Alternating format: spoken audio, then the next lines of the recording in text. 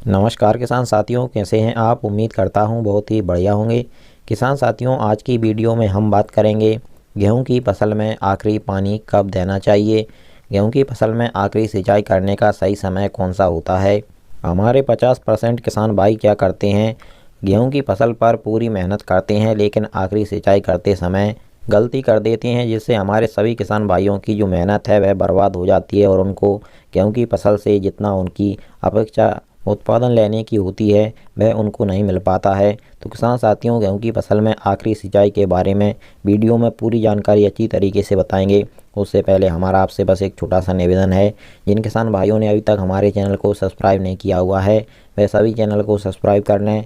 ज़्यादा से ज़्यादा इस वीडियो को हमारे सभी किसान साथियों के साथ शेयर भी करें और वीडियो को लाइक भी करें। किसान साथियों, आपने गेहूं की चाहे कोई भी वैरायटी लगाई हो, अगेती वैरायटी लगाई हो या पचेती मध्यम वैरायटी लगाई हो, आपको हम दिनों के हिसाब से नहीं बताएंगे। हम आपको एक बिल्कुल सही तरीका बताएंगे गेहूं की फसल में आखिरी सिंचाई करने का। अगर इस समय पर आप अपनी गेहूं की फसल में आखिरी पानी लगा देते हैं तो आपकी गेहूं की फसल का जो दाना है उसमें किसी भी प्रकार की कोई कमी नहीं रहेगी। वह चमकदार, वजनदार एवं मोटा बनेगा, जिससे आपको शानदार पैदावार भी मिलेगी।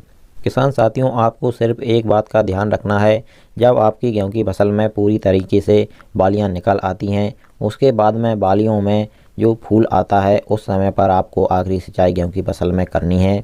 ध्यान दीजिएगा किसान साथियों, जब आपकी गेहूं की फसल में पूरी तरीके से बालियां निकल आएँ और बालियों में सफ़ेद सफ़ेद जो फूल आता है वह आने लगे, यह बिल्कुल सही समय होता है गेहूं की फसल में आखिरी सिंचाई करने का। क्योंकि किसान साथियों, इस समय पर हमारी गेहूं की फसल के बाली के अंदर दाने बनने लगते हैं। दूधिया अवस्था इसे हम बोलते हैं। दूधिया अवस्था के समय अगर हम पानी लगा देते हैं तो हमारी किसान साथियों की गेहूं की फसल में किसी भी प्रकार की कोई कमी नहीं रहेगी। और किसान साथियों, एक और ज़रूरी बात हम आपको बता दें, इस समय पर आप अपनी गेहूं की फसल में किसी भी खाद उर्वरक का प्रयोग ना करें, क्योंकि वह वेस्ट ही जाएगा, उसका कोई फ़ायदा नहीं मिलेगा। इस समय पर हमारी गेहूं की फसल को किसी भी खाद उर्वरक की ज़रूरत नहीं होती है।